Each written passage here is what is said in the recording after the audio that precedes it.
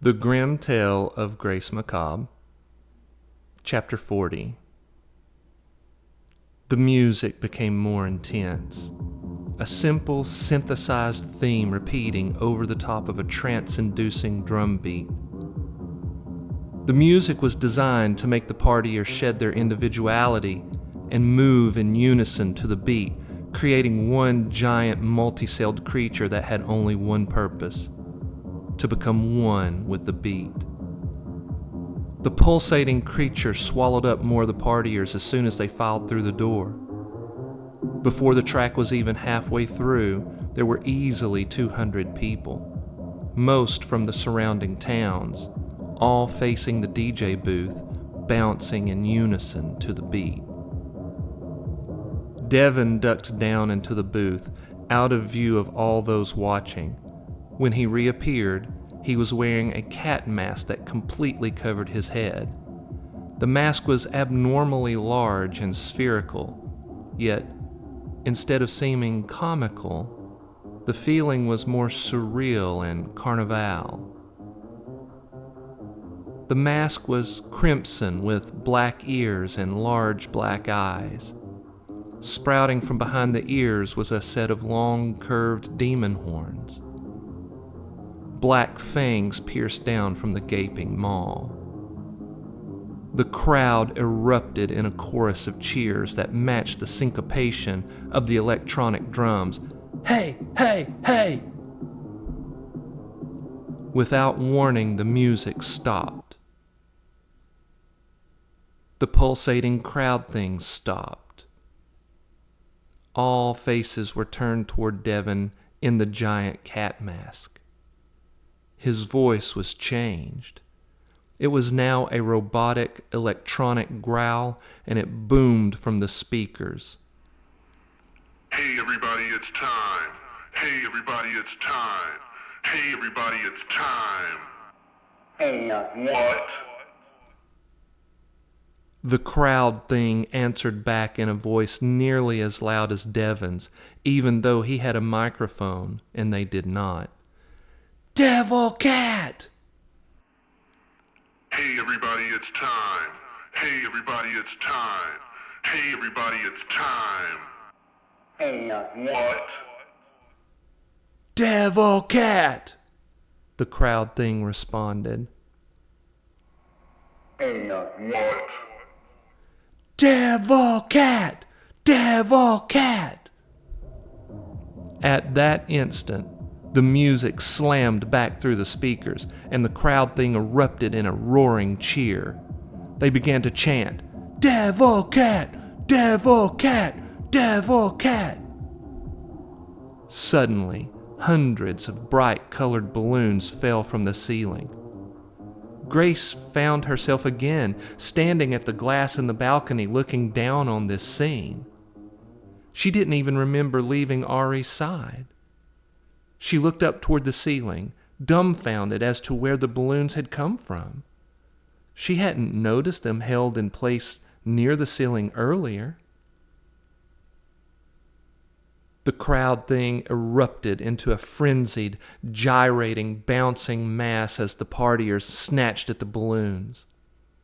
Most kept dancing, yet some exited the dance floor and found booths, tables, or corners to rest in. All those who had left the floor untied the bottoms of the balloons and began sucking on the air inside them. What are they doing? Grace asked aloud to no one in particular. She kept her eyes fixed on the floor below. The balloons are filled with nitrous oxide, which is basically laughing gas, Salome replied. She got out of her chair and walked over to stand beside Grace. It helps them stay relaxed, helps them forget their cares and worries. Grace turned her attention to Salome. Drugs? She asked. You guys are allowing drugs? Salome shot a glance to the rest of the runaways. No, we have a strict no-drug policy here, Grace. If you're caught using any hard drugs, you will be thrown out. But you're supplying laughing gas, Grace replied. Isn't that just as bad? They're not in control of their faculties. Barbara stood and walked over to the window and looked down on the crowd. Do you really think a breath or two of laughing gas is the same as cocaine or meth? Grace turned to him. No, I don't suppose. We allow the laughing gas because it really hurts no one, he said. It helps them stay relaxed, Salome explained. She brushed a blonde strand of hair from her eyes.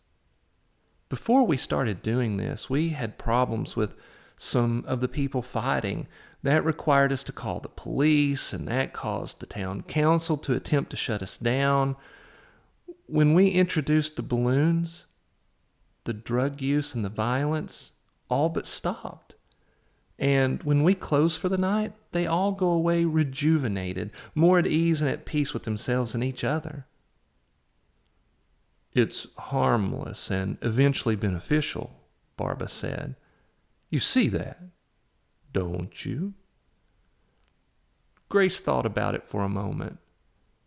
It did make sense. She turned her attention back to the party.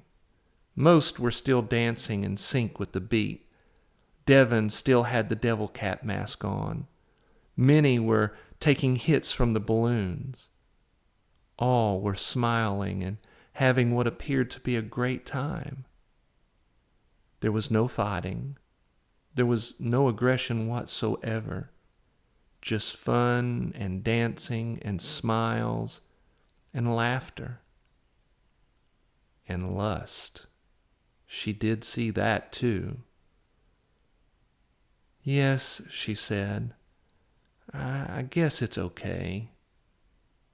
That's good, Salome said, because now that you're one of us, you get the benefits of being part owner of this club. Grace was surprised and gave Salome a confused look. Ari walked up beside her and said, You see what we do, Grace. We make a lot of money, and now you get to benefit. I don't understand, Grace replied. Ari smiled at her. By the end of the night, 500 people from the surrounding counties will come through this club, Grace. We charge $30 a head to get in. That's $15,000 we will make on the door alone. When you factor in what we make off drinks, that's a total of $27,000 tonight. We are open 3 nights a week. That's $81,000 a week. We split that evenly between us, Grace.